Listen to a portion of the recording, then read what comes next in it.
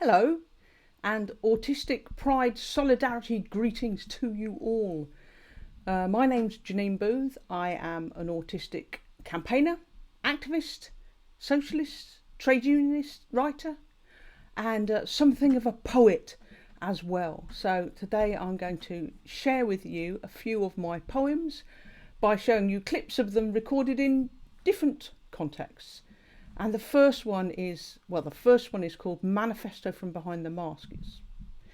I explain what it is in the clip, but this was recorded as part of an excellent online show called What is Going On in Your Head, and is one of a few performances I've done in the last year and a bit from home wearing my pyjamas.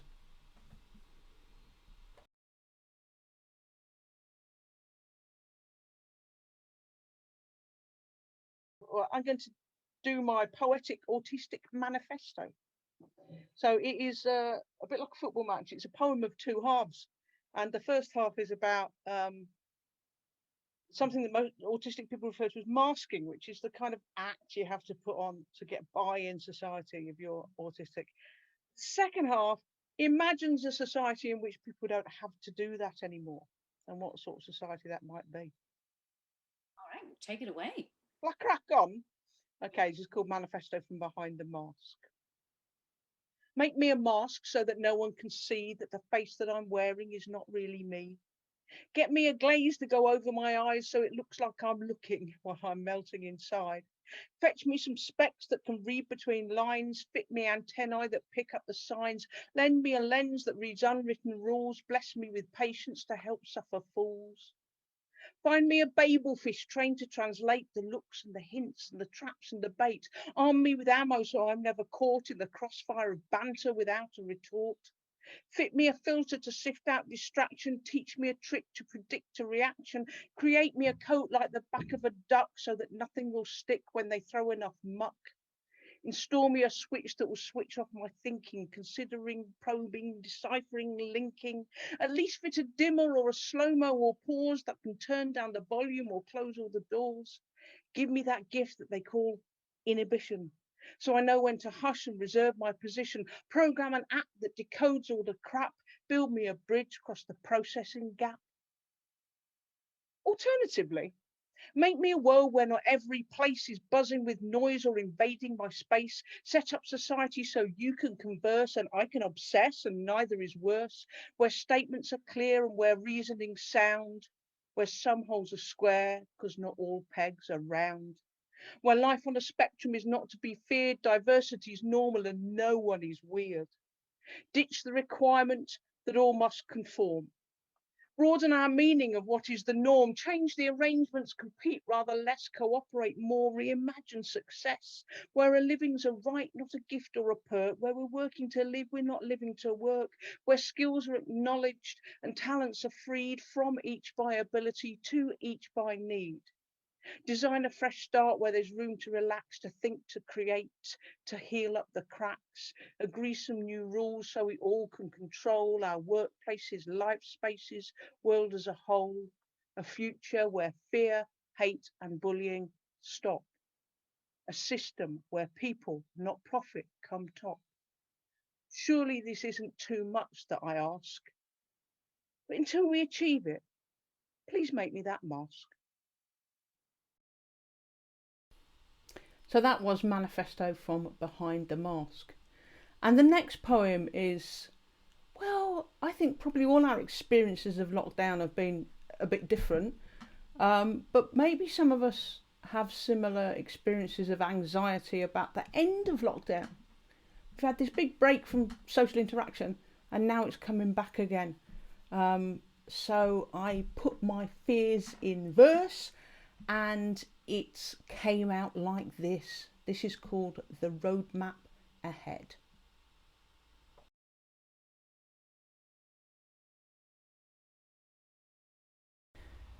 What if I can't stand the train without the carriage to myself? What if I can't stretch and strain and reach up to the luggage shelf? What if all the outdoor seats are taken and the queue's too long? And I don't recognise the streets and can't see left or right or wrong. What if I have lost the knack of getting by in crowded places? What if I just can't go back to seeing scowls and angry faces? What if I can't help but stare at strangers' lips no longer covered? What if noses free and bare shock me like I've just discovered human features for the first time? What if, though I really tried, I still go out at just the worst time, turn around and run inside? What if I've forgotten how a conversation's meant to go, and I don't spot that knitted brow, the gestures I'm supposed to know? What if I can't find my mask, the one I've worn for years and years? What if I'm afraid to ask, my voice box torn out by my fears? What if I weld to the ground? My feet won't move, my mouth won't open, or if it does, it makes no sound. What if all my thoughts are broken? What if I can never buy goods from a non-essential shop? What if when I start to cry, it turns out I can never stop? What if everybody else is coping fine and doing well? What if I'm the odd one out, locked down in my private hell? What if I have missed your touch so much that I can't let you go? What if holding you is such a high that I can't face a low? What if I am like that bird that's let out but it doesn't fly? What if I don't say a word and let these terrors pass me by? Okay, so that was the roadmap ahead.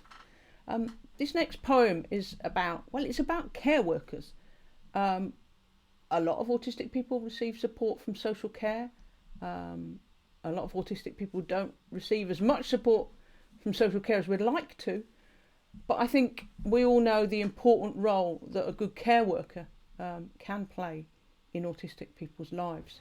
So it's quite shocking, really, though possibly not surprising, when just nearly a year and a half ago, the Conservative government announced that its post-Brexit immigration policy would be a points-based system, and the points-based system was so Britain could basically cherry-pick well-qualified people from other countries, and that the points-based system would prevent unskilled people like care workers coming into the country. Well, the phrase unskilled people like care workers seems to have gone rather quiet over the last year and a half, as the pandemic has proved how important care workers are. Unfortunately, this is still not reflected in them getting decent levels of pay or good working conditions, and still a lot of them are farmed out to private companies that are more interested in making a buck than in providing care. Anyway, this next poem challenges the notion that care workers are unskilled. It's called Unskilled.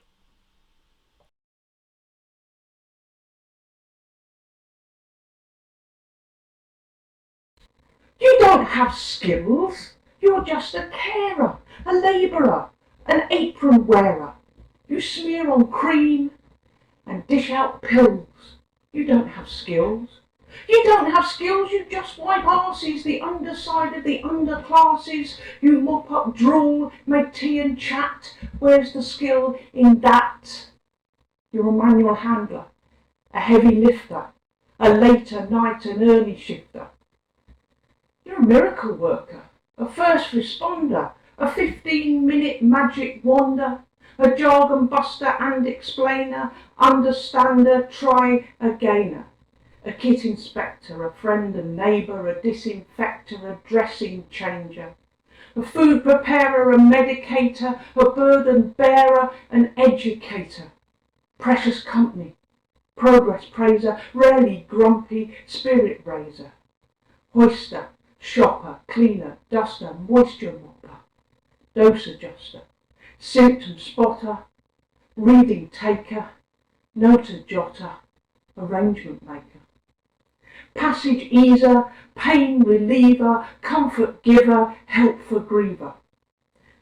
But you don't work with lathes and drills. You don't have skills. Your wages barely pay your bills. You don't have skills. You're patient, caring, brave, strong-willed, but still unskilled. That's why that vacancy's unfilled. And that was Unskilled.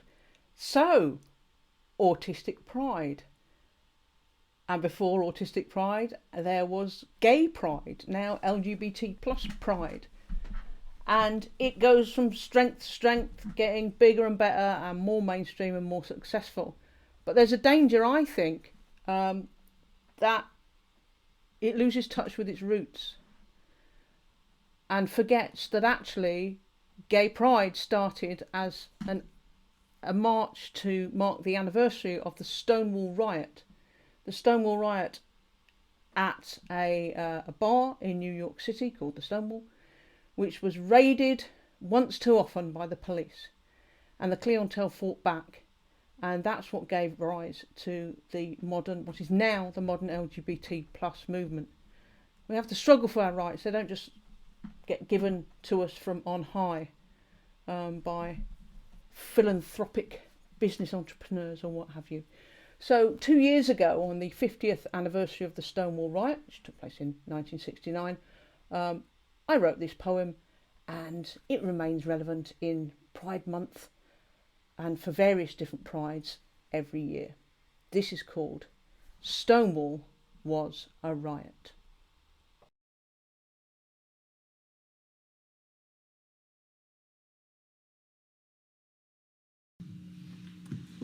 It wasn't the Stonewall focus group or the Stonewall business case. It wasn't the Stonewall let's present our most acceptable face. Long years of asking nicely had not got us anywhere. Our rulers didn't hear us when we whispered, it's not fair. So when rewriters try to say we won by being quiet, remind them of our history, that Stonewall was a riot. It wasn't the Christopher Street Parade or carnival with floats. No candidates turned up and smiled to win themselves some votes. It wasn't the Stonewall letter or the Stonewall resolution. It fought all night to light the dawn of the gay rights revolution. When glossies feed you tales that serve a bland and spiceless diet, remind them of our history, that Stonewall was a riot. Starbucks did not sponsor it, nor Barclays Bank, nor Nike. It wasn't led by lobbyists, but drag queens, fags and dykes. The advertisers did not book a rainbow centre spread, and coppers did not dance with queers, but beat them till they bled. So when corporations claim our cause, then comrades do not buy it. Remind them of our history, that Stonewall was a riot. Now every tactic, loud and quiet, is welcome on our stall. But if it hadn't been for the Stonewall Riot, we'd have no pride at all. Thank you.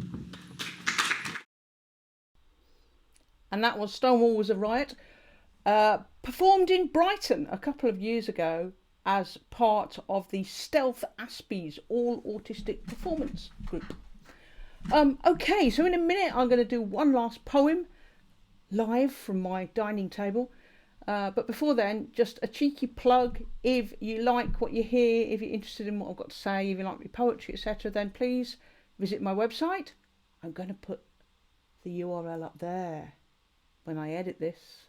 It's www.janinebooth.com. You can also find my page on Facebook, and I'm also on Twitter, and I'm probably on Instagram, but you know, full of young people apparently. Okay, so I'm going to end on this poem and dedicate it to all of you, because I'm sure everybody watching has been asked this question at least once. This is called, why can't you just be normal? Why must you like that tuneless music? Wear your hair the way you choose it. I think you get it, but then you lose it. Why can't you just be normal? Can't you make yourself conform? Do anything that's near the norm. Don't you know there's a uniform? Why can't you just be normal? Why must you hang with those dropout friends? Dress how you like, ignore the trends. Your oddness seems to know no ends. Why can't you just be normal? Why do you have to say that stuff? Me and the others have had enough. Why must you make our life so tough? Why can't you just be normal? Why must you flinch from being praised? Why can't you tell that I'm amazed? Can't you see that my eyebrows raised? Why can't you just be normal? Your posture comes across as rude, your face is plain and your nails are chewed, you're not even eating normal food. Why can't you just be normal? Why can't you walk like the others do? Look at me when I talk to you, only speak when you're spoken to. Why can't you just be normal? Why must you flap and skip and spin and screech and make that fearful din? What headspace are you living in? Why can't you just be normal? Why must you sign when you could speak? Don't you mind being thought a freak, a nerd, a loser, weirdo, geek? Why can't you just be normal? No one likes the way you're sitting. Can't you even try to fit in? I do my best, but I feel like quitting. Why can't you just be normal? You're making people stand and stare. You do things that I'd never dare. No one likes you, you don't care. Why can't you just be normal? You have your strengths. It's such a shame. Why can't you play convention's game? Then everyone could be the same. A perfect world of normal. Thanks very much for watching and listening, and Autistic Pride solidarity to you all. Goodbye.